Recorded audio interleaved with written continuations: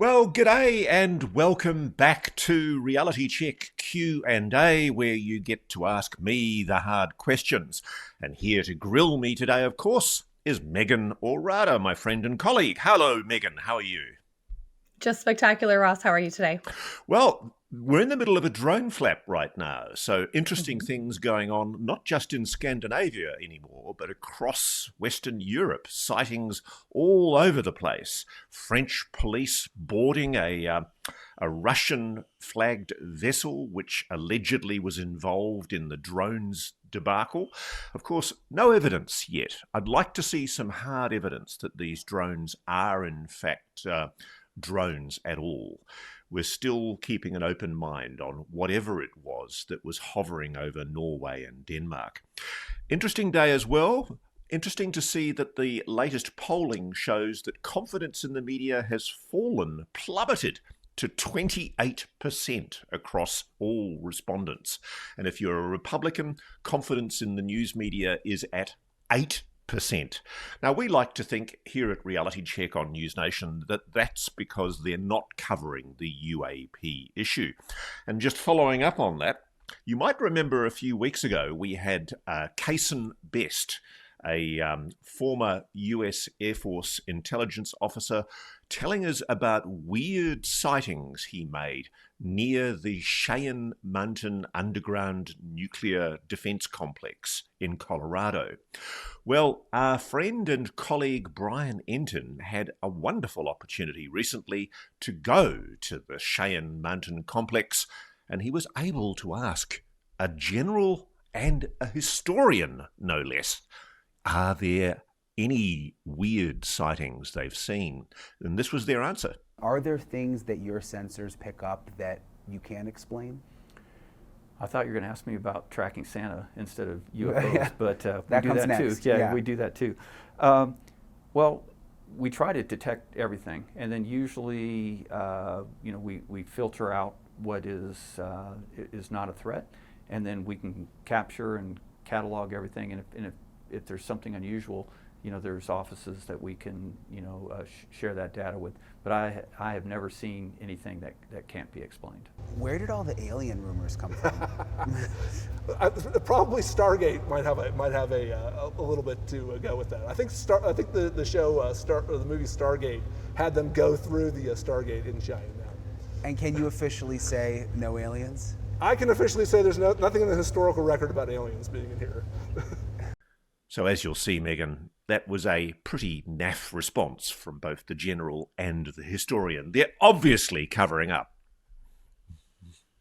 Well, it was interesting to see, Ross, and we have some video of this. They did have little aliens all around the base and inside the mountain. So it's clear that they're aware of the rumors. And it's also funny how the general equates asking about UFOs to asking about Santa Claus. It's kind of the default, isn't it? It's kind of sad. There'll have to come a moment one day when there's not the default to ridicule and stigma and taboo attached to the UAP subject.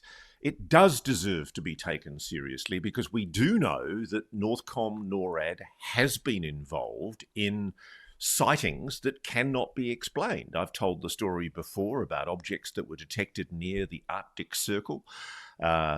Jets were diverted to go and have a look to see what they were, but they moved incredibly fast and got away before the jets could intercept.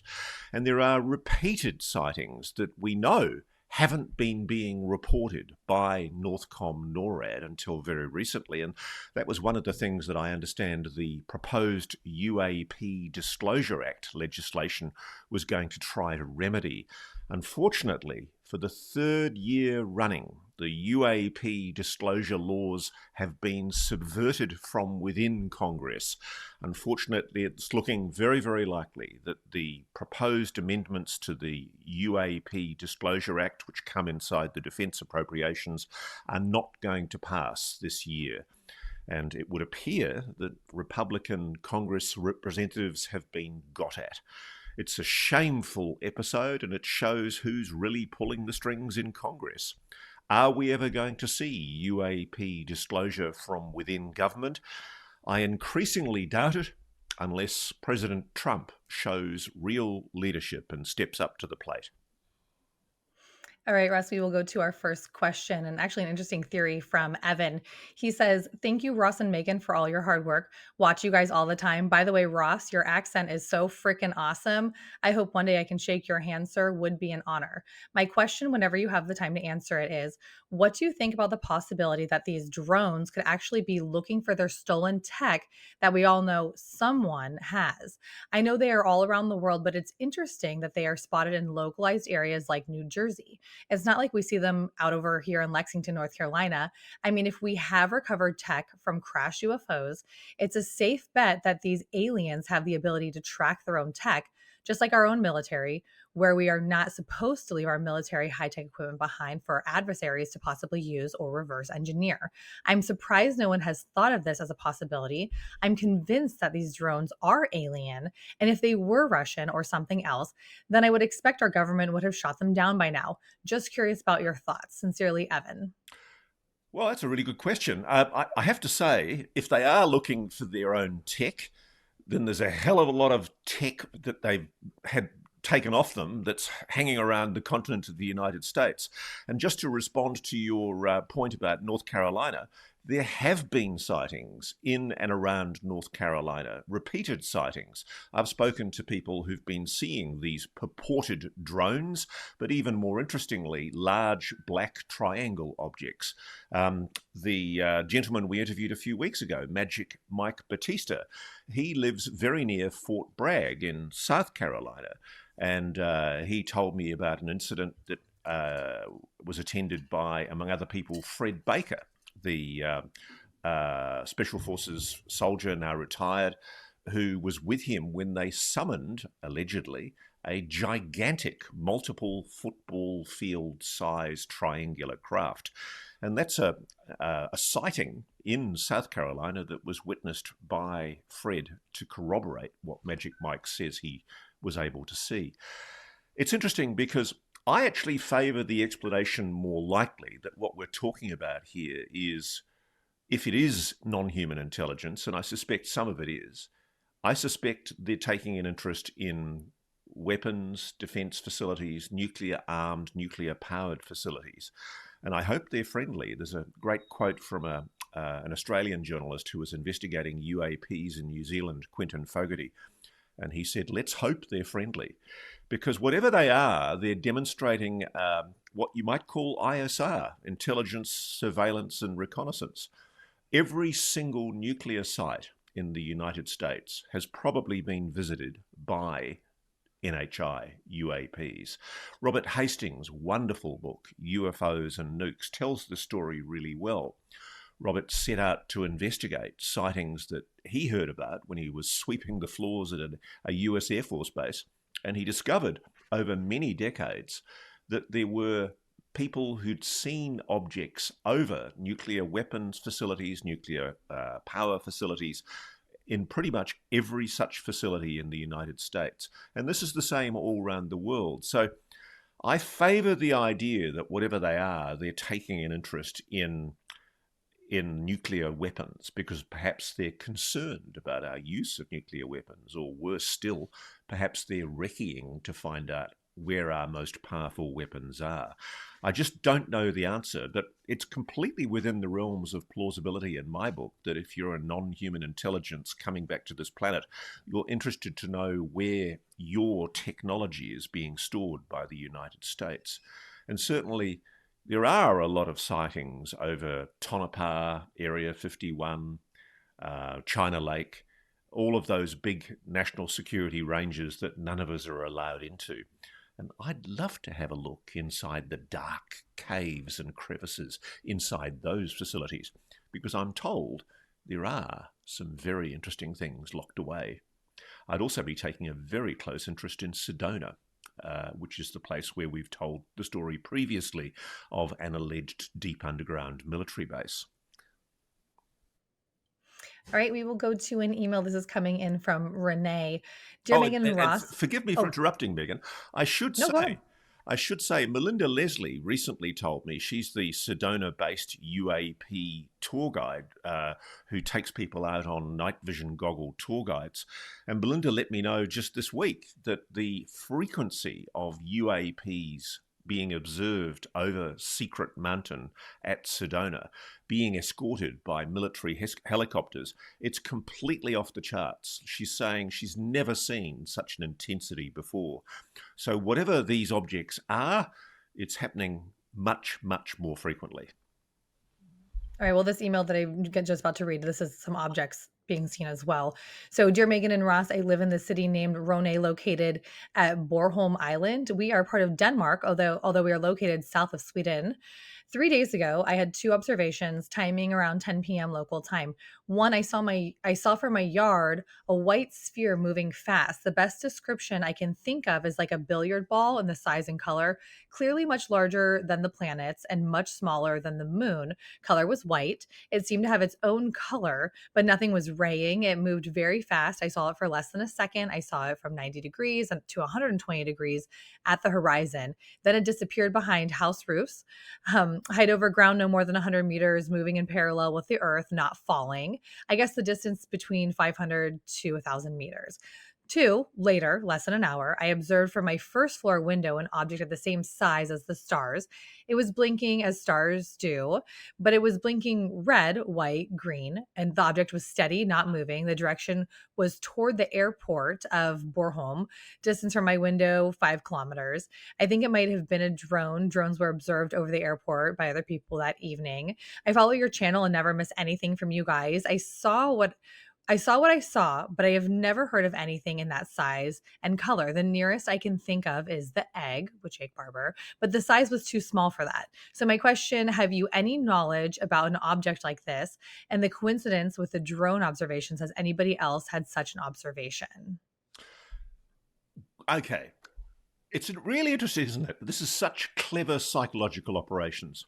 So the government started using the language of drones. They started immediately suggesting that these objects were Russian, and they may well be. But the simple fact is, what people are telling me they're seeing, what has actually been videoed and photographed, are often not what look like drones. And neither are they small, light aircraft, as certain seagull-obsessed people are suggesting. What these people are telling me they've seen, and I've had hundreds of messages from people with videos and photographs, is exactly what this correspondent suggests. Orbs, spherical, orb-like objects. And this is very, very common. I've had messages from Norway, Denmark, Sweden, France, Germany. People are telling me they're seeing these weird spherical objects, often reasonably close, like within 100 and 150 feet. There's no discernible noise. There's no propeller. There's no jet. There's no engine noise at all. These objects are moving soundlessly. When they do move, they kind of have a glow from within. And then sometimes some people swear to me, and I've seen video showing this, but it's very, very blurry, and quite frankly, it doesn't really prove much at all. You see an orb object, and then you see it kind of change, and you see the shape, in some cases, of a quadcopter or what looks like an aircraft. And it can't plausibly be an aircraft because it's moving at maybe 10 kilometers an hour, 10 miles an hour, just moving very, very slowly, impossibly slowly for a jet aircraft. And nobody can explain what this is. And the interesting thing is the language that's been used to describe the objects that were over the airport is drones. And this correspondent immediately delineates between what they're seeing and the reported drones over the airport. And frankly, I'm not buying that they're different. I still think we need to consider the possibility that they're all one and the same objects, but that they're capable of changing form. At the moment, we're talking, I think it's early October. There is no evidence at this stage, even though there's been a police raid on a ship called the Bornke, I've forgotten what it is, but it's a tanker that was boarded by French naval forces with great publicity. And apparently the captain and the first mate were arrested. There's no evidence anywhere on that ship of drone technology. Now, admittedly, if it was the dastardly Ruskies, they would have thrown it overboard, I'm sure. But it just doesn't make any sense to me that for over a week, we've had dozens and dozens and dozens of sightings over civilian and military airspace right across the swathe of Western Europe. And not one of those objects has been able to be tracked. Some of them have been enormous. Some people have said that they're the size of a large passenger aircraft. A lot of people have described them as being roughly 5 by 5 meters square. That's a significant object. It would show up on radar, even if it's made of carbon fiber or plastic.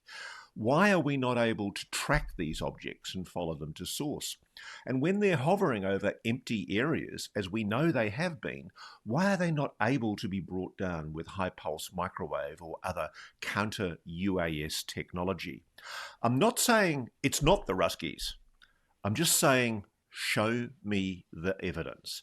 And isn't it clever the way that the word drones is used to immediately plant in the mind of the public the most plausible Occam's razor explanation that this is just the Russians? And I think there's a risk behind that. The risk is escalation. The risk is that the Russians get upset that they're being accused, incorrectly perhaps, of deploying these drones. And frankly, we should ask. We should test these claims that are being made. There is no evidence at this stage that it's the Russians. I do recall a drone flap, I think it was back 2022, 2023 over Sweden, and there was an arrest made of a young Russian man, and a lot was made in the national media at the time that he was linked to Putin through his father, because his father ran the railways in Russia. And he was arrested and accused of spying using a drone, and it turned out he was acquitted. Not really widely reported. He was acquitted because it wasn't able to be proven that he knew that what he was doing was illegal. He had a yacht, he put his drone up over his yacht, and he was arrested for using his drone. So a lot of the evidence that's being used to point at the Russians, yes, I know the Russians are quite capable of being duplicitous and dastardly and evil, and they will do terrible things if they can get away with it. But in this case, I just want to see evidence. Show me the evidence, and why can't we track or bring down these objects? It doesn't make any sense to me. Okay, Russ, we were going to stick with questions about the egg. Dead Rock reached out to me on X saying, Ross, can you provide any follow-up on the egg retrieval footage shown during your Jake Barber interview? I responded asking what specifically would you like information on? And he's saying, we know nothing. So any all info on date, time, location, circumstances leading to the landing, crash, retrieval, carried out by who, details of the egg itself, who took it away, where was it taken, etc. Okay, think about what you're asking. If I gave you the date, if I gave you the location and the full details, then what would happen? The people who provided me that video might be implicated. So one of the things we have to do as journalists is protect sources. And yes, I'm absolutely convinced that the egg video is authentic, it's genuine, and it's very typical of the kind of objects that Jake Barber has been, on his own admission, involved in retrieving in the location he euphemistically calls the range. I can't tell you any more than that, because one of the obligations we have as journalists is to protect our sources. It took a hell of a lot to get that video. It didn't come from Jake Barber. It came from other sources, and I know it's authentic, and I'm afraid you're just going to have to accept it. What I find is very, very conspicuous is the complete lack of comment from the Defense Department or the intelligence community or the government. They've said nothing. And the reason why is because they know it's genuine, and they also know that we know a great deal about the range, where it is, and who's involved. And what really, I think, frustrates me is Congress could do this. Congress knows all this because they've been told about all of this in secure SCIF hearings by Jake Barber. They've got this information. So why the hell are we, how does one say this politely, pussyfooting around by not calling people who should be called, or allowing people who are evading being called to evade being called, we should just subpoena these organisations. And that's why it's a very good development that Anna Paulina Luna, the chairwoman of the Oversight Committee task force that's investigating this issue, she's basically said that they're going to start subpoenaing witnesses, possibly involuntarily, and they've sent out interrogatories, questions. And one of the things they should be asking about is questions about these particular facilities where Jake Barber has given first-hand evidence of his direct knowledge of being involved in retrievals. So I'm sorry, I can't give you dates, I can't give you names, I can't tell you who's involved, because to do so is to compromise sources. I think it's an extraordinary act of courage by Jake Barber to have come out and said what he said and done what he's done. And frankly, the most conspicuous thing that I can see is the failure by Congress to pick up on those allegations and actually do the job. I mean, we've just had this depressing situation this week where we've learned that for the third year running, the UAP disclosure laws are going to be gagged in the Congress. It's not going to happen. We're not going to get new laws that protect whistleblowers coming through in the defense appropriations legislation. And that's a disgrace, because the Republican congressional representatives could have voted for this, and some of them didn't. And they need to be held, their feet need to be held to the fire and asked why. And the reason why is because they're little lickspittle lapdog puppies to the national security state. Who's running America? Congress or the national security state? I know. I will go to a question from Shardul, also from X. Ross, when Dylan Borland says he knows about, quote, the most important technology in this world, and it's not the craft itself, is he talking about scalar weapons? He could be. I don't know. I haven't spoken to Dylan. I'd love to speak to him. Dylan, if you want to talk to Reality Check, we'd love to have you on. It's fantastic to see Dylan giving evidence to the Congress at the recent congressional hearing. And it would be wonderful to get him and Jeff Nuttatelli onto the show to hear their full stories. I'm not sure. I think he might have been referring more likely to the energy systems which lie potentially behind this retrieved technology. If it is true, and I suspect it is, that the United States has been able to develop a knowledge or an understanding of 0-point energy extraction, that's energy from the quantum vacuum, which would be literally an unlimited source of energy. Maybe what he's referring to is the fact that the United States is sitting on a solution to the fossil fuel greenhouse gas crisis, and he thinks it's as outrageous as the rest of us do. If it's true that this energy technology is being suppressed, then that would explain a great deal. But it could very well be scalar weapons. Okay, we have a question from Shakerhead. We have talked about Matthew Brown's Immaculate Constellation before, and I did send this viewer a link to that. We've briefly done it on the Q&A, but he wants to know, why hasn't Matthew Brown's Immaculate Constellation report on UAPs been discussed on Reality Check? His insights were highlighted by Rep. Nancy Mace and deemed credible by others. Is there a specific reason for this omission? Oh, interesting question. Look, to be honest with you, I've felt that Matthew's been on so many shows. We try and bring you programs that break news. And my friends and colleagues, George Knapp and Jeremy Corbell over at Weaponized, have done a superb job bringing Matthew's story to public attention. I'd love to have Matthew on with Reality Check at some stage. And I've really enjoyed, and I recommend to people that they read his more expansive Substack essays that he's been writing in recent times. You can go to Matthew Brown's Twitter and you can find your way to his Substack through there. I would like to see a more detailed government response on Matthew Brown's comments about Immaculate Constellation. Basically, he's made these assertions, and the most conspicuous thing is the complete absence of comment from government as to the veracity of his claims. Let's hear from government. I'm very careful on Reality Check to make sure that we're not recycling stories, just telling the same old stories. We try and break news on Reality Check. And I really admire and respect Matthew and any other witness who's had the courage to come forward. I'd love to get him on Reality Check.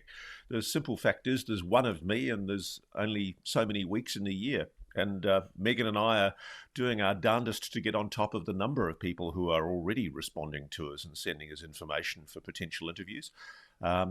Maybe we should. I'm very happy to consider it. Okay, we have a question coming in from Anthony. Hello, Meagan and Ross. Hope you're well. Ross, I have a question for you that's a bit out there, but in your years of researching UAP, have you ever come across any link with wolfman, werewolf type entities traveling in red orb-shaped craft, perhaps like those investigated by BAASS? I ask because in this channeling session from 1976, when referencing a case in the book Silent Invasion by Stan Gordon, it is claimed that the craft encountered, quote, was a thought form created by entities of the astral plane. It had substance and being in our world for a short time. It conveyed the bodies of creatures which are likened to what you call the werewolf. These creatures emerged upon the physical world, end quote. I have heard witness accounts of werewolf-like creatures from the Skinwalker Ranch, of course. But I don't think I've heard instances of wolf-like creatures flying in orbs. I think there's two separate things. There are accounts that I do know of from the BASS investigations, which were the Defense Intelligence Agency sponsored investigations at the Skinwalker Ranch in the Uinta Basin in Utah. And one of my favorite stories is the Sherman family shooting with a .30-30 rifle, which is quite a heavy caliber rifle, at a gigantic wolf, massive wolf that was allegedly 6 or 7 feet long in its body, just sitting, staring at them. And Terry Sherman apparently went inside. He initially fired a pistol at it. Then he went inside and grabbed his .30-30 rifle and fired several rounds at it. And he and his wife, Gwen, basically said that it made no discernible effect on the creature and it just loped away. No blood trail, nothing. It didn't seem to be injured. And there's been in the Skinwalker Ranch a succession of such sightings and weird experiences. The whole Skinwalker story involves creatures that appear to turn into wolves. It's central to the George Knapp and Colm Kelleher book, Hunt for the Skinwalker, which I really recommend. It's a great read. And that book talks about a former DIA official, James Lakatsky's interest in the ranch. And Lakatsky got involved through the ORSAP funding with BASS investigators looking at similar cryptid encounters. And in those encounters, the Shermans, who were the previous owners of the ranch before Robert Bigelow and then more recently Brandon Fugel, they reported these wolfman-like figures, and they've been seen by the Ute Indians for many, many hundreds of years. And it looks like a werewolf on steroids, allegedly, and it's part of the Skinwalker legend, this massive howling beast stalking livestock. I wish I could see some of this. It's been widely reported in the Skinwalker Ranch. There have also been orbs, red orbs, reported by the Shermans, and I think also cited by the NIDS and BASS team. Often they're just 1 or 3 feet in diameter. They maneuver silently. They show heat.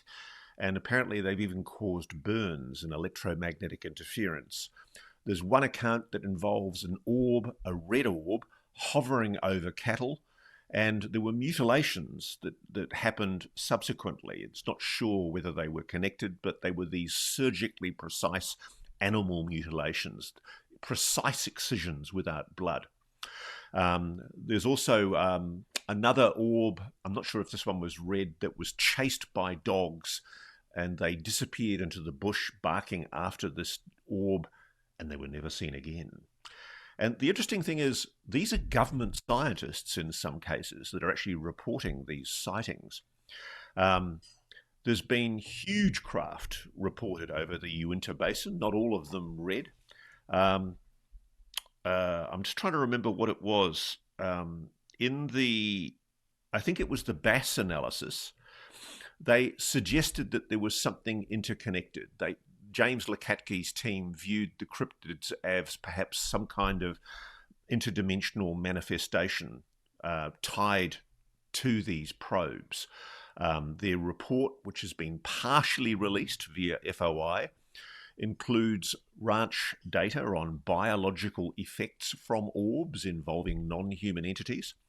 And I vaguely recall there was a Bass employee who used the pseudonym Chip, and he confirmed in interviews that there were links between werewolves and orbs that were probed as evidence of interdimensional incursions.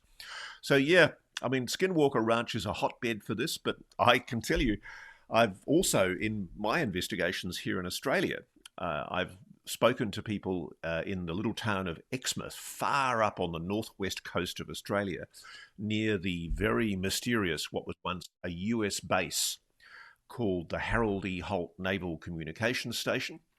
And as well as one woman telling me that she saw a werewolf stealing her mangoes off her mango tree, multiple people have told me, including council workers, people who were working on the road in the area, that they've seen loping, hairy, wolf-like creatures in the area.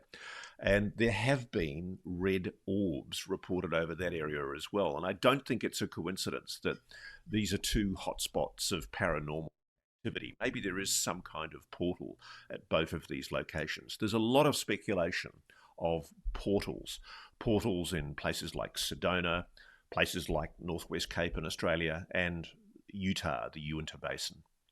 So yeah, there are definitely red orbs. There are definitely allegations of werewolves, wolf-like creatures. I haven't heard any specific mention of wolf-like creatures on craft, but I wouldn't be surprised. All right, Russ, we have one more question for today's Q&A. We need your insight on the horrible breaking news out of Australia of Nicole Kidman and Keith Urban breaking up. Look, it's very sad. We were devastated to hear this. Keith and Nicole actually own a house about a kilometre from where I'm sitting, and it's in the Southern Highlands, just south of Sydney, a beautiful, big, rambling country house. And a lot of us in the area who know that they live there and visit occasionally, we respect their privacy, and they've put these gigantic earth berms around the property so that snappers, photographers can't sneak illicit shots of them. And frankly, I feel so sorry for them. I think the pressures of public life are such that the intrusions on their privacy and their time are such that it must weigh on them and the kids. My wife and daughter recently went to Keith Urban's concert in Sydney, and they're now realizing they'd missed out on breaking the big scoop, because at the very end of the concert, which was about a month ago, he said, thank you very much for tonight's show. After the week I've just had, I needed this. And we now realize, of course, what he was alluding to was that he was in the middle of a breakup with Nicole. I feel very sad about it, to be honest. A lot of people in Australia are very proud of the relationships that Australia has with the US, and we like seeing our native kin thrive. Nicole, of course, was born in Hawaii, apparently, so she's an American Australian, but we still claim her as our own. And look, Keith's a lovely man. He's a beautiful human being. My favorite story about Keith Urban is, well, we did a story once on the TV show I work for in Australia about these little kids in a very remote country school, Aboriginal kids who loved music. And they wrote Keith a letter. And blow me down, he turned up in a jeep with a cargo hold full of guitars. And he'd bought every child in that class a guitar, and he sat with them on his own bat and played with them for a morning, sang to them. Most beautiful thing that he could possibly do. And there are similar stories about Nicole. I feel for both of them. They're two wonderful human beings who suffer the ignominies of living in the public gaze. And I can only imagine being apart from each other for so long places huge stresses. I felt the same way when I was working for 60 Minutes Australia. I was on the road for 6 or 7 months of the year, and it placed huge, huge stress on my relationship. So my heart goes out to them, and Nicole, if you ever do get back together, your neighbour says hi. A beautiful tribute to their relationship, Ross. Thank you. I think that's it. So, listen, if you do want to send any questions to put us on the grill, you can email us at realitycheck@newsnationnow.com. Thank you so much, Meagan. See you next week. And Ross, don't forget, you can listen to us wherever podcasts are, Apple, Spotify. If YouTube Ross isn't enough, you can get Ross wherever you listen to your podcast, on the road, on the way to the gym, anywhere. Ross is there. So you can go into any of those podcast apps, type in Reality Check Ross Coulthart, and you can listen to me on the road, because too much Reality Check is barely enough. Thank you for watching. Subscribe below and download our NewsNation app right now on your phone, and you will get fact-based, unbiased news for all Americans.